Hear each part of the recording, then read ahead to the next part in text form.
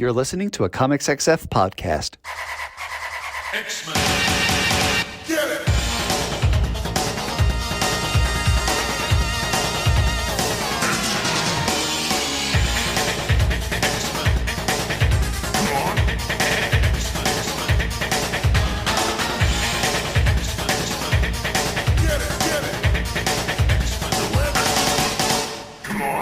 Hey everyone, and welcome to another exciting episode of Battle of the Atom. This is your weekly X-Men podcast, where we rank every story from A to Z. I'm Adam. And I'm Zach. And Adam, what are you up to right now? Well, I been doing a little time traveling. You know, I realized that earlier in the day I forgot to do something, so I just kind of like went back in time, waited for my past self to leave the room, went in the room, figured out, you know, I did the thing that I needed to do, and then I got back just in time to start recording this episode. See, me, I've just been taking away the moments that make up a dull day, frittering and wasting the hours in an offhand way. That's its own form of time travel, isn't it? It really is. And I don't know, I think about time a lot. Mostly the Pink Floyd song. Mostly I think about time travel probably way more than I should.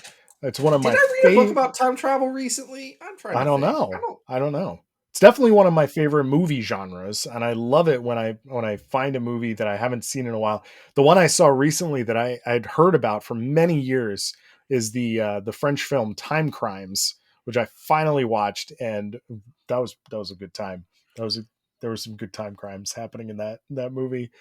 Then what was the other ones that I watched recently? Oh, the Scotty Lobb's Happy Death Day turned out to be a time travel movie, and I also enjoyed that.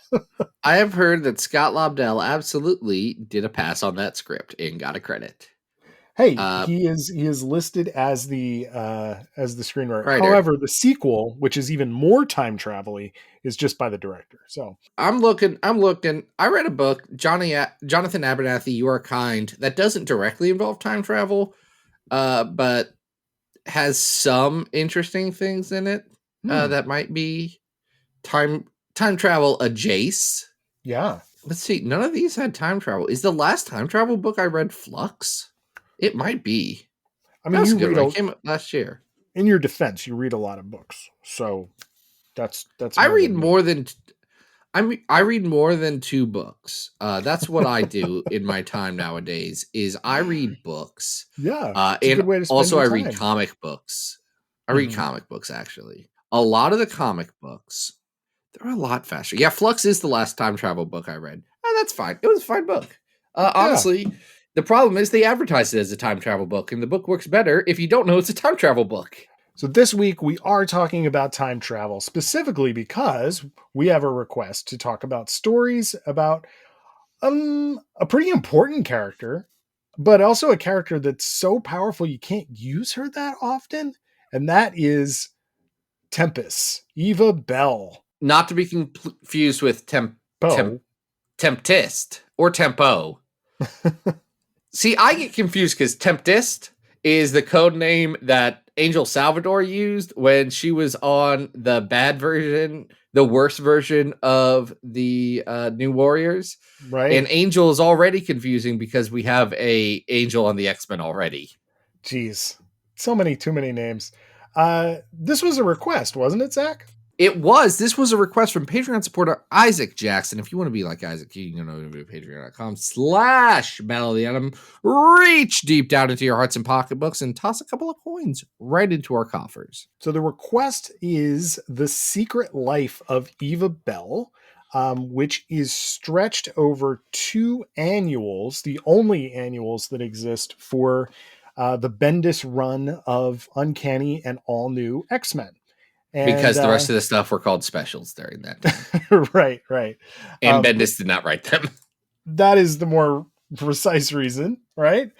So on both of these issues, we have one extended long story involving Eva Bell, and we'll kind of get into how she got into this story in a second when we talk about our second story today. But what's important for right now is that we have Bendis writing, and we have Andrea Sorrentino doing all of the art with colors by Marcello Maiolo. beautiful looking books here. So I'm curious about this.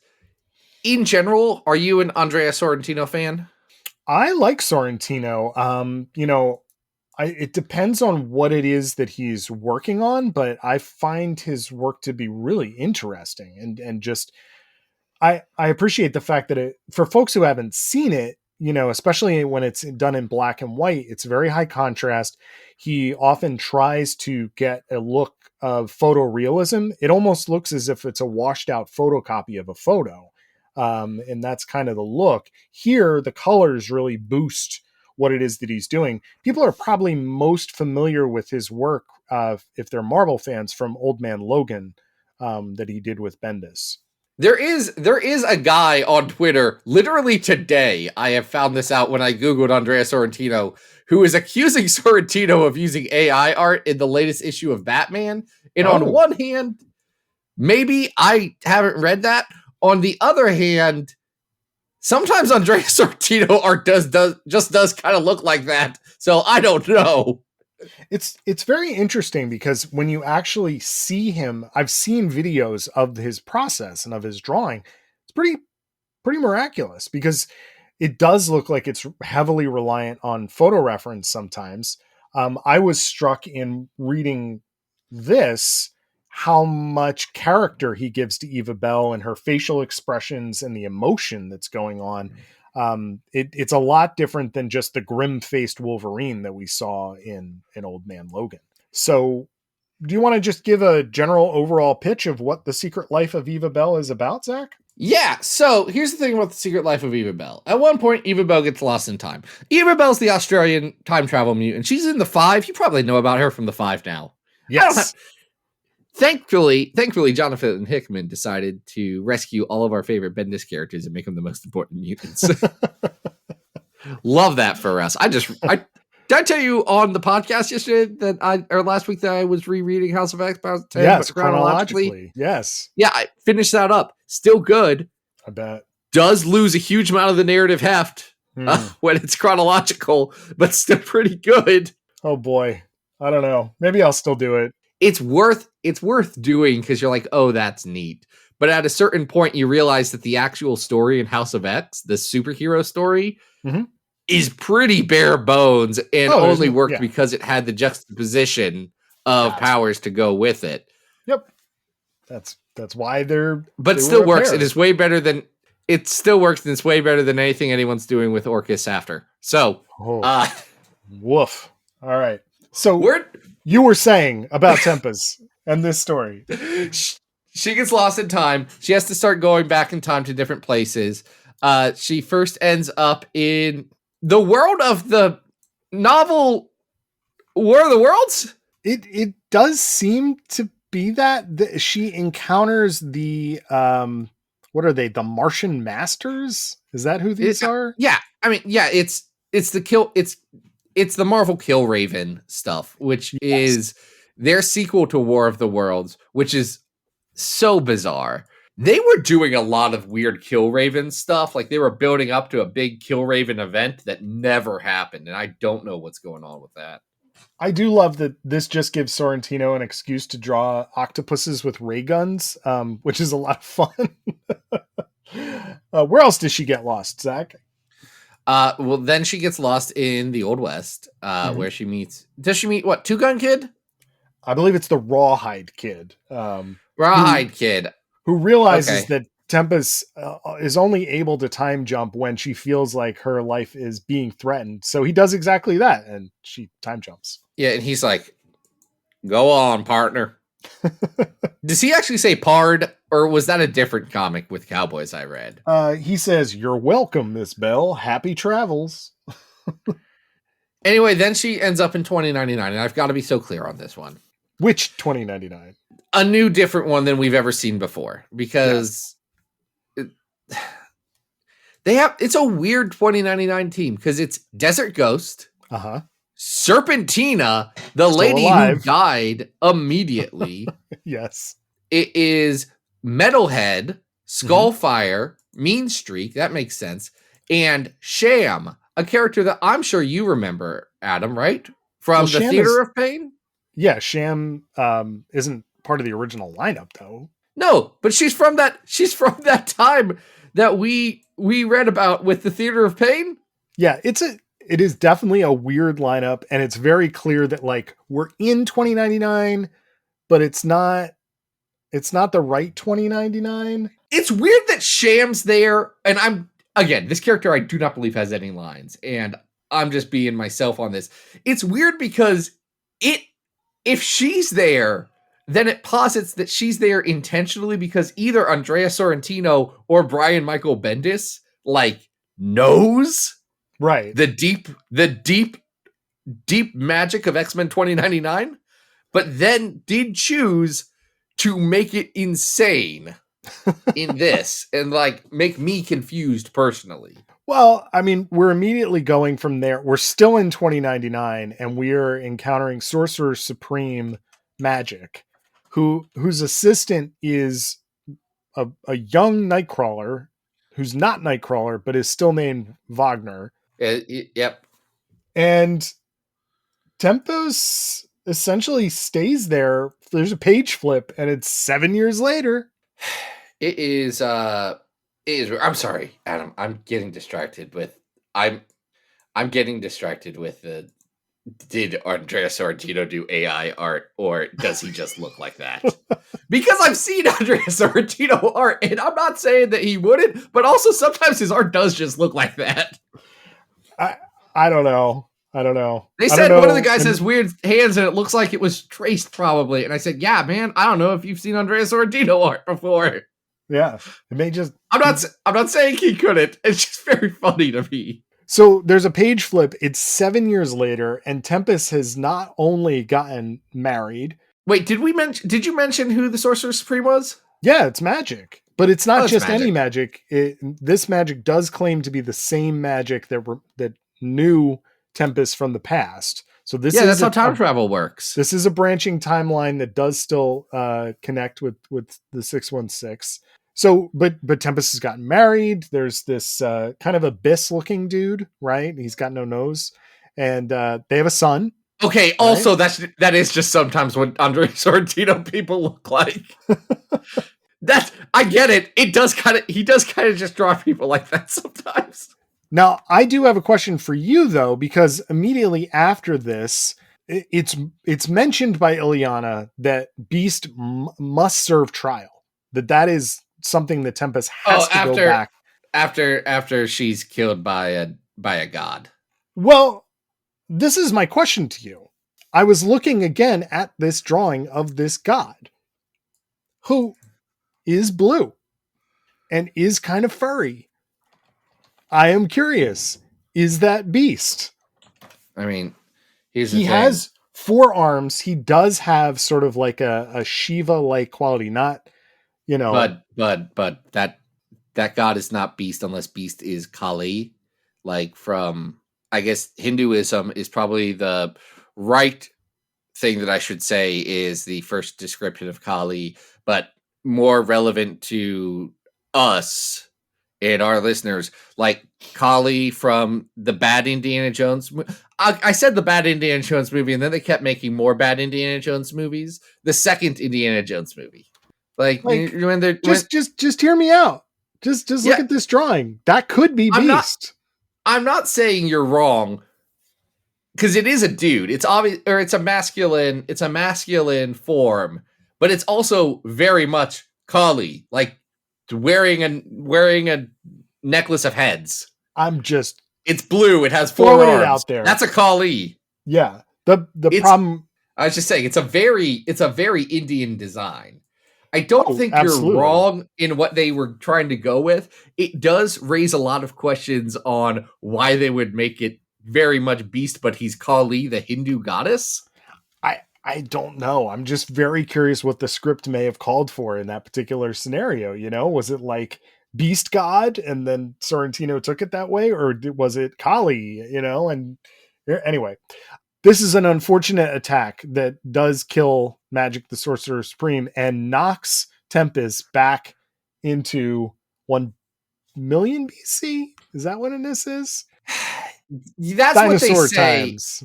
Here's the problem with this being 1 million BC is that we know that there were Avengers of 1 million BC because Ghost Rider had a flaming mastodon that he wrote. Yeah, we don't get into that. The Jason Aaron Avengers aren't good, but that one solo idea is phenomenal. It's pretty funny. It just has not. I just like it when Ghost Riders ride things. Yeah, and a mastodon is a great thing for Ghost Rider to ride. This is before the creation of that. So Bendis wouldn't have had that. No, goes back to dinosaur times, and then finds out that actually there's someone else in dinosaur times. It's Morgana Le Fay, Yes. and she tries to make things happen and trick Eva to sending her back to regular times. Mhm. And in what I think is the funniest thing in this comic, and one of the most Bendis things I've ever read, is Eva freezes Morgana Le Fay, and she says she does know people have written a lot of books about her. Right. We all know she's evil. We know the details of this woman. Yeah. I am not letting her go back. She then travels through all the most important events in Marvel history, being the time that Namor tried to flood New York City with the first crossover with the Human Torch, the coming of Galactus, and of course, Secret Invasion, which I do understand why Bendis would pick that one, because of the modern era, is that is the most important and impactful event that he was a part of, or he was the runner on. It's easily not the most impactful and important event in comics of that time. No, that's Civil War, and we all know it. We do also, which I think is interesting, on the next page flip, go through some other alternate futures, including the alternate future of Battle of the Atom and Old Man Logan, before Eva Bell arrives back in 2099. Unfortunately, this ain't the same 2099. No, it's a different 2099, which means that Eva Bell has had her husband and child ripped from her to never be seen again, as she learns from the new Sorcerer Supreme, Dr. Anthony Stark. Not as cool as magic, but not as cool as magic. Interesting. And what I find interesting about it is at this point, Bendis obviously knows that he's quit X-Men and he's picking up Iron Man. Mm-hmm. He knows that's the next thing he's doing. Sure. And I don't necessarily dislike that angle for Tony Stark. It's not a sustainable angle for an IP that has to always revert back to man in a suit. But I like the idea. And what I do like is what Stark does, laying out, hey, there were a lot of possible futures. You just happen to live in a couple of them. And how they show that, what Sorrentino does, and I think that this is one of the sickest moves in double page spread history, is goes and says, hey, this is the crux point of your life. This is when your powers manifested. And then it says, here's a decision you could have made. And then they goes from one long tall panel to 2 panels, and then 4, and then 8. And it keeps on going real deep, and it works. And if you look at the panels, at least until they become illegible, they are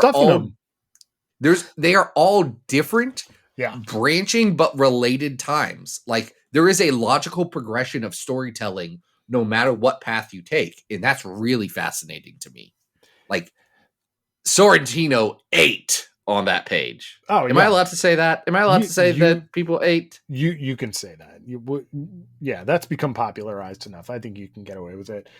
Yes. Now, and at this point, Tempest is, coming to grips with the fact that she has lost this family that she developed in the last issue, and is able to go back to the precise time that she zapped out of time. And we'll get that into that in a second.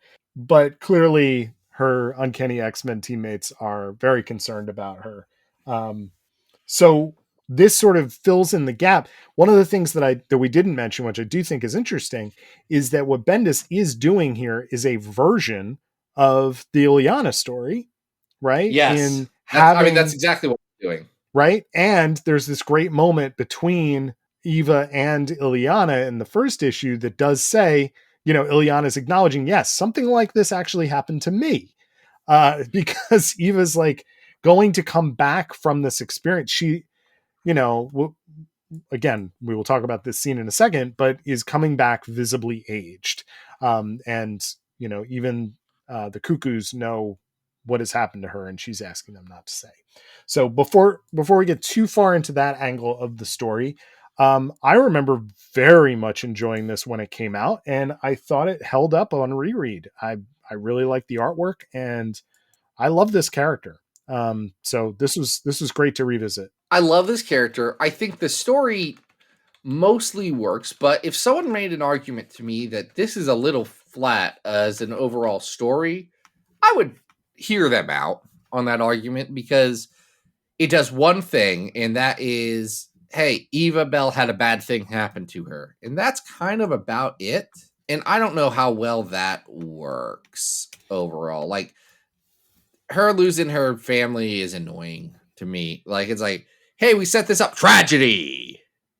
I remember at the time that I thought it was emotionally effective. I think on reread, it happens a little too fast. It is the same. It plays the same mechanical role as fridging a character. Right. Without the baggage of a lot of that stuff. But I also don't like the trope of giving a comics character like, oh, they have a lost child somewhere in the timeline, which has only happened a couple of times, but it's weird that it's happened a couple of times. That's a wild thing to pull. This isn't that far after this exact thing happened to Havoc in exactly. Like, I'm sitting there like, this is happening a lot, people. Yeah. Yeah.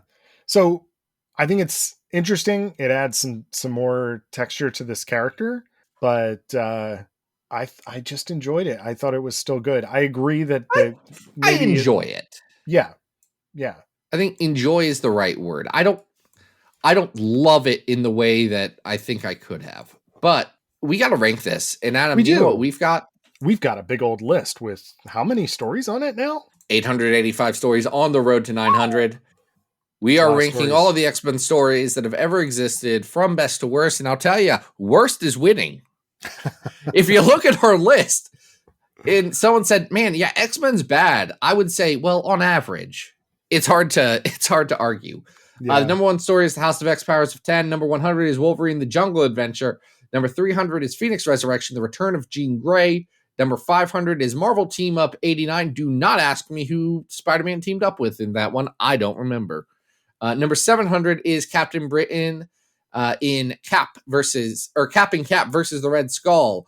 And number 885, the worst X-Men story of all time, is 2099 War of Tomorrow. A story that does have worse 2099 content than this one.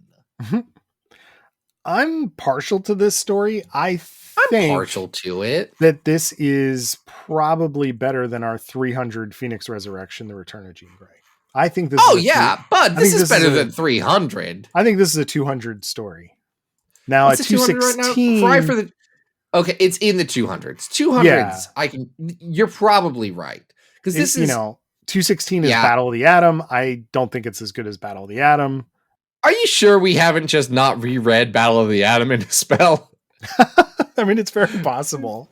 It's very possible. I mean, Battle of the Atom does kind of like just completely fizzle at the end, but it has such a good first half. We have a weird block here between 210 and 216. It's Avengers versus X-Men, Exterminations in there, and Battle of the Atom. And I think there's a lot of people who would say those are terrible. It's possible. It's possible. And there's not a lot I could argue except for I'd say, well, have you seen how Extermination has Pepe Larraz drawing X-Force in a role? Exactly. That's what I'm talking about. Is this better or worse than X-Men 4-7 with the Omega Red arc with Jim Lee at 227? Adam, here's the thing. Omega Red looks sick as hell in that. He does. People online have recently asked why Omega Red was so popular, besides looking sick as hell. And the problem is, no, it's just that. Yep. He looks cool, and he was in the Capcom fighting games. That's it. That is 100% it. All right, so at 237, we have the Cross Time Capers from X-Men Blue. I think this is better than that. It is. However, the X-Men Blue one is a better use of 2099 X-Men. I agree. I agree. Even though it's also wrong. It is just also wrong. Yeah. Yep. Nobody gets. Is this better or worse than? Is this better or worse than the quest for magic from New X-Men? I think worse. I think the quest for magic is better. I think it is. We're in the right territory. I got the best spot for us, buddy. Hit me. This is better than the first 2 issues of the Rob and Fabes X-Force, a force to be reckoned with. Yep. Not as good as the end of the Spurrier X-Force, Us versus Them. Great spots. This is going to be our new 232 Uncanny and All New X-Men Annuals #1, The Secret Life of Eva Bell. People wonder why we're hard on Spurrier. It's because we know he can do better. That's all.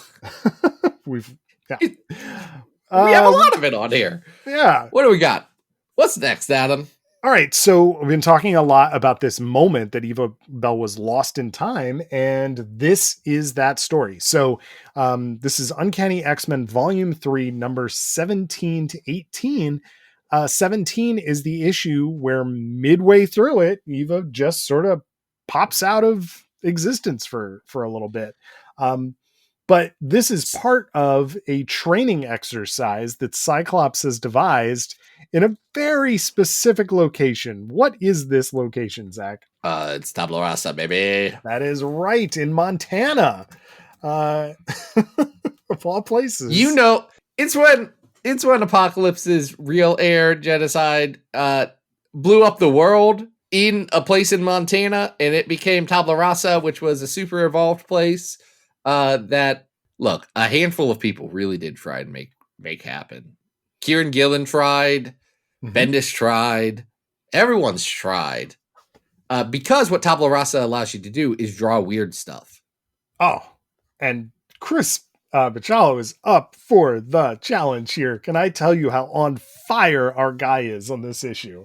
So here's why I think he's on fire. One, almost exclusively inked by Tim Townsend in this. There's a little bit of Al Vey, a little bit of Jamie Mendoza, but 3 inkers for a 2010s Chris Bachalo comic. Not bad. But that's consistency. Yes. And it's his 3 best ones. And he's coloring himself on this whole issue, which is always a delight.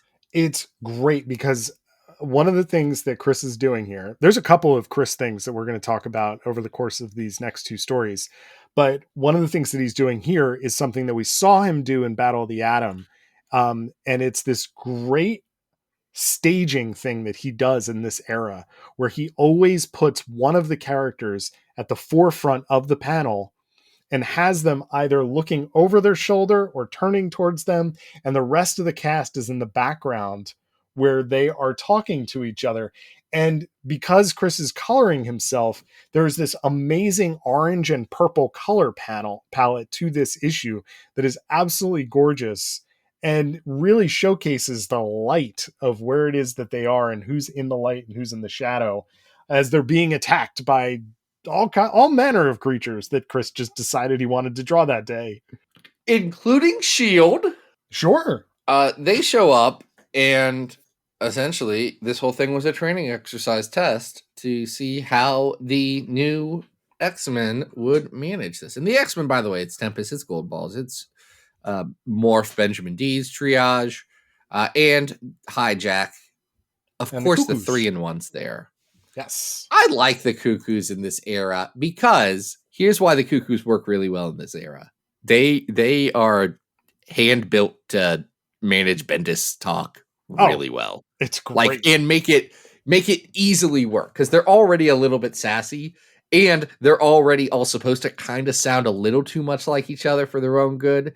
And they're always supposed to be finishing each other's sandwiches. So they can keep that going. It's annoying that Frozen stole that joke because that was a joke directly from Arrested Development. I don't know what to tell you. There's a couple things like that with Frozen. I'm not defending Frozen. Are there a couple of things that annoy you about Frozen? Because, Adam, I'm going to be honest. I don't think that... Well, hold on. When did Frozen come out? As the father of a child who was at peak age for Frozen marketing... That's what I was... Before I said anything, I was trying to do the math because I was like, no. I'm just telling you that I've heard "Let It Go" too many times in my life, and we're gonna I've also heard that "Let It part. Go" too many times. Yeah, We're everybody gonna let has. that go. Yeah, we're gonna let that go and just get back into why I love this comic, because this is just really great. You know, a standalone silly adventure. It's great Bendis dialogue. The Chris Vecchio art is just, I mean, it's outstanding. I love it. He's starting to do this thing where we've seen this a little bit before, but he's doing this thing where he does a double page spread, but he turns the entire 2-page spread, by maybe like 30 degrees. Yeah, And we'll see. they tried to do an entire Spider-Man series based on that concept. It didn't work out well. Chris was great. It just, I love it. I love it so much. I love that each one of these characters has a little scene that allows them to kind of use their talents or their lack of talents if their powers are being suppressed. There's a great scene with Morph talking to and relating to the local inhabitants before they basically That try is and eat great. him. It's so much fun. And of course, in the middle of this, Eva does return. Her costume is all ripped up. Her bob of hair has now, it's now shoulder length, and she's telling the Cuckoos like, yo, do not say anything. I cannot deal with that. Shield shows up, as he said, and Hijack, hero of the story, except for one thing, and that is that Hijack brought his cell phone with him, and Cyclops decides that this is kick-offable demerit time. So To Hijack be fair, gets left at home. that's the reason why Shield did track them, and he was explicitly told not to. Also, here's the thing people forget about Hijack. Hijack's like 30. Like he is a fully grown adult. He is not like a youth on this team.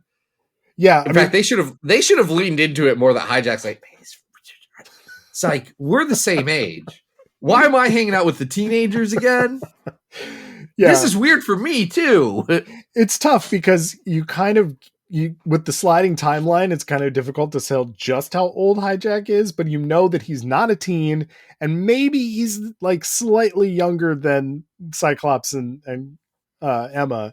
It's like it's unclear. It's just unclear. But you're right. Like he's an adult. He's not a kid.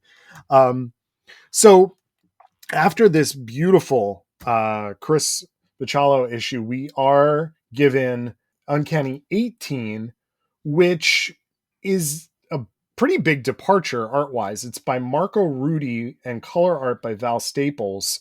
What do you think about the artwork here? Because it's so different than what we're used to on this book. Adam, do you know how many times I have almost bought a Marco Rudy page from this issue? Oh, really? Okay, so you're a big fan. I have loved this issue ever since it came out. And I continue to love it as I have read it here. Rudy does a mixed medium approach where he does some painted stuff, he'll do some line work. He gets innovative with some of the paneling and having it broken out through different approaches. I love it a lot. It's freaking good. I think the biggest compliment that I can give it is that each page, the way that the panels are divided up is done in a very ingenious way. In some cases, it's bisected by an X. In some cases, it is Cyclops's actual malfunctioning concussive beams that create the frames around the panels, which creates these beautiful like art nouveau patterns. And in other cases it's Magic's teleportation disc and the swirls coming off of that. There's a really beautiful page of it, almost kind of reminded me of like a Sienkiewicz page of incorporating some flashback art from Paul Smith, John Byrne, and it's beautifully done. I don't always love the realistic depiction of the way the characters are drawn, because we're so used to the way that either Immonen or Bachalo are drawing the characters in the other two, and normally in this storyline, but between All New and Uncanny. But it's undeniable that it's it's doing something fresh and exciting. It's doing something fresh and exciting, so much so that not only did I forget that I had a Marco Rudy book that he kickstarted right behind me where Oh, nice. he's just going wild with fantasy art, but I bought most of what I think is a poorly written Winter Soldier series Oh, okay. because it's almost exclusively Marco Rudy art, and Scott lets him go to friggin' town in that Well, book, and that rules. To that point, I think this is a visually stunning issue. I think it's just kind of blah in terms of its writing. This is an overlap with a storyline that we also saw in All New, and kind of is Yep. a dance between the raindrops type scenario where we're seeing Kitty go after Cyclops for killing Professor X. It feels like we've seen that a million times. And the after effects of what happens when the all new X-Men team goes into the trial of Jean Grey. The actual story here is pretty bland. It doesn't do a Okay, lot. but the problem is the actual story is about people talking about their feelings about Cyclops. So, Adam, you have to understand. So you're on board. I'm fully on board this entire time. The cover of this with Cyclops with a gun to his head, like someone going to shoot him, and he's bracing for it, but he's not like hiding from it. Like, I like this book. This one's good. I like this better than 17, and I know you like 17 better than this. Yeah, which makes it. I will say that, this was something that was cool about this book was that you did have Chris doing a couple issues, but like then you had that Fraser Irving trip to Limbo. Like they were willing to get a little bit weird with the art every once in a while, and I think it works really well. I feel like that's a Bendis thing. Like Bendis, yep, he's an artist in his heart. Mm-hmm. You can argue how good his art is one way or another. I think he would argue that he was told at one point, hey, you're a much better writer than you are an artist. Stop that. Yeah. That's a real story. He has said that out loud. But Bendis understands artists and understands what really works. It's a combination of that and the kind of talent that Axel Alonso was trying to build at Marvel. And from an artistic standpoint, Alonso took a lot of risks outside of standard generic superhero art. True. And I appreciate that. I especially appreciate it now that we have gotten less experimentation in Marvel in the last 5-6 years. I would agree 100%. I think we're at the same general area of the list. I don't know if I would go much higher. I would go a little bit lower because it's probably isn't as good as Magic Volume 2 with Amanda Sefton. Yeah, that's true. That is true. But I do love this. I mean, I think it's a lot of fun. Is better or worse than Psy-War? That is X-Men Volume 2, 77 to 78, co-starring Maggot.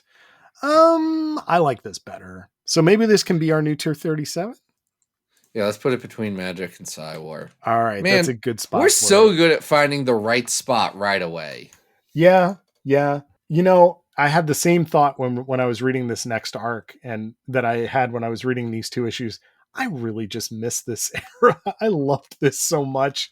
I don't know if it's consistently good because there's a lot of issues in this story that I say from a structural standpoint are maybe actually bad. Oh, sure.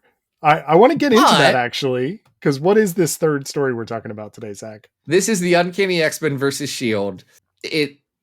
You remember in Battle of the Atom, they found like there were Sentinels that S.H.I.E.L.D. was doing. Yep. And then Cyclops and Wolverine had a beer in one of the better Jason Aaron things about them like getting along a little bit, but still not really. Anyway, Cyclops finds more Sentinels from S.H.I.E.L.D. and he's finally tired of it. And he's figured out, wait, they're tracking it via Cerebro.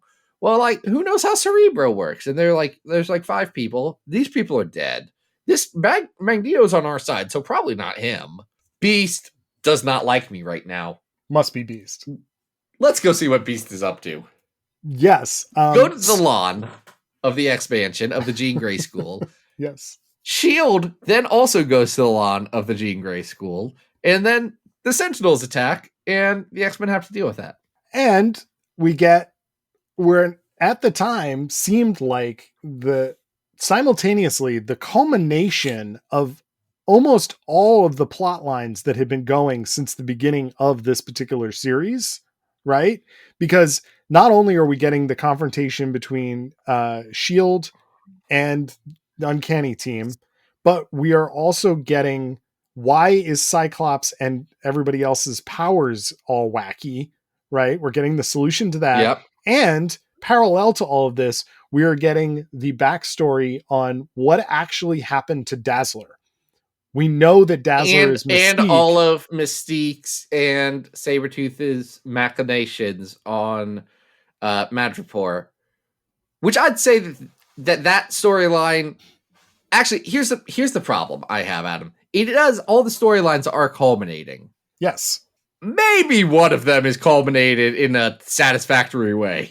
I remember at the time, and I think this is definitely indicative of Bendis's time on the X-Men, is that I don't care what that man said on our podcast. I do not believe him.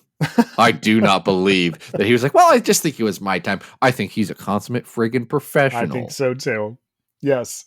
But a lot of the times Bendis doesn't always stick the landing. And in this particular case, this particular ending, which basically finds that the masked villain who we got introduced to back in that Fraser Irving Limbo arc for the first time. The masked villain who is the design from an unused design of the New Avengers that started Bendis's like reign of the Marvel universe. Yeah. That was supposed to be a design for like their Ronin character and ended up going in a different direction. That design. Interesting. You didn't know about that? Yeah. Well, no, I knew it was an unused design. I didn't know it was supposed to be Ronin. That's interesting. Like the same role of who is this hidden mysterious? Right. Well, and that is exactly what he's been doing with this character. And it turns out that it is Beast. It is just Dark Beast, who we What's have Dark not... Beast? Yeah, go ahead. You're about to say that we have not seen him in this entire run. So this is a weird pull. It's incredibly strange to just randomly do this. That said, I did think it was interesting this time around, knowing how it ends, that they do say, well, it's got to be Beast. It's got to be Beast. And then it does turn out to actually be a Beast, which is kind of funny. Like, I do get where Bendis was trying to go. I just don't think he necessarily gets it. You know what I mean? He doesn't get there. The problem is all the Dark Beast stuff happens, one, with half a panel that I'm going to say, and this is part of a problem with this arc, is that Chris Bachalo has up to 5-6 inkers. Yeah. Which is too many for him, including it includes some non-traditional Chris Bachalo inkers, like, and some of them just don't do the man justice, which means the art feels inconsistent. The page with Dark Beast is unrecognizable as Dark Beast. That's a hard part, is because when the reveal happens, it's like, okay, who is that supposed to be? All right. Also, his motivation is just that I hate you. Like, his motivation is I hate you. Yeah, yeah. It also doesn't help that Chris's version of Beast here is also a little bit difficult to recognize. Like, he draws Beast with like no chin, and it's not really following the model of this character that's supposed to be existing at this time period. It just looks weird.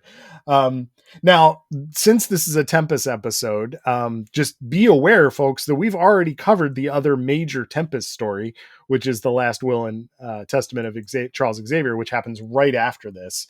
This does have some Tempest content. There is an ongoing thread about Tempest crushing on Cyclops and being egged on by the other team members, but Tempest doesn't get to use her powers as much. The real hero of the story actually turns out to be the guy that kicked off in the last arc. Hijack comes back and saves the day. So Hijack's the big hero, and then Magneto comes back, rescues Dazzler, kind of ends the MGH plot that was going on unceremoniously, and everyone's like, okay, I guess, fine. We're done with that one now. It's very strange. I don't like Old Blob in this. Blob is in this? No. And he's misogynistic, and also he is going through like withdrawal from drugs, so I get it. But I'm like, oh man, no, I like Blob now. You know, I don't need old Blob in this. he does have a great Hawaiian shirt, so I'm going to give him at That's least one. that's the classy thing. points. They were very close to getting Blob right.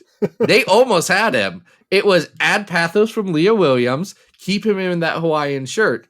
End of problem. We've solved Blob now. Here's Adam, I'm going to bring this up on the air, and I don't know if I should, but I'm going to anyway. Go for it. Here we go. You know, I found furry fetish art of. Hold on. Sorry, I was not expecting those words. Please continue. I wasn't expecting to find it either. I was not looking, but sometimes things happen. Of a redraw of the Raza cover for Extremists 3, the beautiful like Blob and Psylocke romance cover. Sure. Yes, I know exactly what you're talking about. Only with like silhouettes of somebody's furry creations, including a overly large furry man. Oh no. And I thought that was weird. I did send it to Leah immediately. First thing I did, I was like, and Leah Williams is going to see this right now. Oh man, that's great. That's great. I want to come back to the art a little bit, because despite the wide variety of inkers, colorists, and whatever, I do think that parts of this just look absolutely phenomenal. When it hits, it hits. That's the problem with Chris in this era. He's really, really leaning into the tilted pages and the double page spreads, which I was just talking about. So there are moments here where you really do get the scope and the scale of what it is that happens. There's just, unfortunately, other little moments like Quentin Quire shows up and he's kind of unrecognizable. And you're like, okay, well, how much didn't get translated from the pencils of this character to the inks of this character? Or how loose did Chris ink this one? Exactly, right? Like it depends. I was looking at this on a widescreen monitor today on Marvel.com. I mean, it really does look gorgeous in places. So I just think overall, this story could have used at least one more issue to really figure out why. We never really understand Dark Beast's motivations, and it could have used a little bit more exposition just so that we had a better sense of what the heck was supposed to be happening here. But instead, we're spending large chunks of time with Maria Hill interrogating Hijack in his house. So Maria Hill also has a crush on Cyclops. Everybody loves Cyclops. I appreciate that he was like, well, like in her mind, she's like, well, I get why I like Cyclops. He's a strong person. I'm an adult woman. Like, he's kind of my teacher, but now we're walking an interesting line that the book does not cross. And in fact, several times in this book, Bendis goes out of his way to be like, and we're going to be appropriate with the student-teacher relationships, but these dynamics are real and we are exploring them, but we know, like, Bendis goes out of his way a few times in this series. They're like, especially with Scott in this Time Displaced Gene, he's like, I am concerned about where the story is going to. That's the point. I need you, the audience, to know that I also know. I do like the dynamic of the Tempest Cyclops thing, because Tempest has now been aged up by 7 years, and Cyclops does make an effort to try and figure out what the heck happened to her. Why does she look so different? How has she been Cyclops? aged up? Do you remember your Adventures of Cyclops and Phoenix era? That happened here. Right. And almost beat for beat. Tempest does not tell him. Emma tries later in this arc to get her to tell him, and doesn't happen. Would it? The Eva Bell story, they should have gone to the New Kanan future. That would have been good, actually, instead of 2099. And she met like Red and Slim, and that would have been Nathan. Really cool. That would have added a lot to this, actually. Now that I'm saying that out loud. Yeah, just before we rank this, I just want to say that I do think that the crime of this character is that especially after Last Will and Testament, it's established that she's so freaking powerful that it does make it very difficult. And props to Hickman for figuring out how to make her an integral character, but it makes her difficult to explore as a character now that you've given her this much, power. It's almost as if she does need to like be pulled back a little bit. But anyway, she can't do anything in a story now because she can fix. Like she can fix anything. She's too big and powerful now. Yeah. Yeah. It's tough. With the opposite problem of Gold Balls, who makes eggs. Oh my God, Gold Balls has some really great lines. I love my boy Gold Balls. He straight up says, "Oh hey, my balls are working." Doesn't Emma say phrasing? She's like, watch. Yeah, they say something. They say something equivalent of phrasing. Yeah, but more saying, seriously, Fabio, you can't say my balls are working. That's the joke. We all know. But Fabio, I love that boy. I love that guy so much. I'm looking on my wall of a Chris Bachalo, Tim Townsend inked. That's a Townsend Bachalo. You know that's the good stuff. Gold Balls page. I love it. It's great. Adam, really great. I love this weird bad era of X-Men. Is it good? I don't know. I enjoyed this quite a bit. Does it end well? I think we can pretty definitively say no, but I honestly don't care because I enjoyed going back and reading this. Are we going to judge? Let's say let's just come up with say there was like a really profound and important era of X-Men that absolutely just farted the landing. Yeah. Like just they pooped their pants real bad on the landing on that one. That's not normally. I don't know why we're going so fecal with these landing things, because those don't normally go together. But you know what I mean? Like they did not make it work. Would we say that whole era was a waste? I don't think so, which is why I also don't think the Bendis era is bad. No, of course not. I think that it has some challenges. There's so much to enjoy. And I do think that this particular arc, which is, I don't think we said before, is 19 to 22 of Uncanny Volume 3. It's the one where they fight S.H.I.E.L.D. Yeah, I think this is probably the worst of the three, just because it can't quite tie it together. But I do think it's better than Arms of the Octopus at 242. Yeah, it's all kind of that same like level of Bendis doesn't really know where he's going, but he's having fun with it at this point. Like, I don't think Bendis is checked out yet. No. But I think Bendis is looking at the door and saying, well, I don't know. He's got two arcs in him. He's got this one, and then he's got Last Will, and then he's like, sure. Then I'm just doing one shots for the rest of this. No one can make me do another arc anymore. All I'm doing is one shots, and I'm doing one crossover with Miles Morales, who is not overexposed yet, and people don't really know him yet. That's what happens. This is better than Arms of the Octopus, probably better than X Infernus. Is it better than Extraordinary X-Men 17? Yes. It kind of is. This is great. I actually would squeeze it in between Psy-War, which we talked about before, and Cross Time Capers, because it just has that great Chris Bachalo art. Even if it's uneven, it still looks pretty sick. And that's not to shame Cross Time Capers, which has RB Silva art, but it is early. It is, well, not even early. It is first evolution RB Silva. It is not second evolution RB Silva. This is Dragonair RB Silva, not Dragon Knight. He got the mushroom, but he hasn't gotten the fire flower yet. I bet RB Silva could draw a really good Dragon Knight. I bet. All right. I don't even like Pokemon that much. I just have children now. Hey, I'm not judging. That was fun. I loved going back to this era. And who do we have to thank again for this? That's a great question, Adam. And we have to thank Isaac Jackson. If you want to be like Isaac, go to patreon.com/Battle of the Atom. Reach deep down Hearts pocketbooks. $1. It's $1, folks. That's all it is. It's $1 US. And I do want to thank our patrons. We've recently had like a good showing of folks supporting the show. And that's always nice to hear and see. And if you want to be like them, come on, let's keep this train rolling. Yeah, we got good stuff. Because here's what happens. Well, hold on. I'm going to let you guys know what happens when we don't have enough Patreons. Like when that runs out, what happens? I'm going to let you know in a second. But Adam, what do you got going on this week?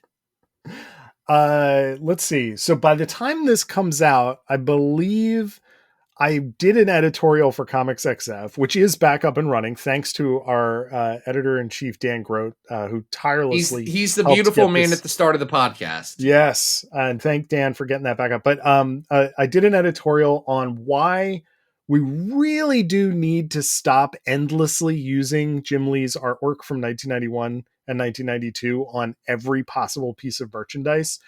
So I Did you write that? And is it wrong? I did write it, and it is very right. So I hope everybody takes a look and checks that out. And folks can always follow me on social, Arthur Stacey on Twitter, Adam Reck on Instagram, and Blue Sky.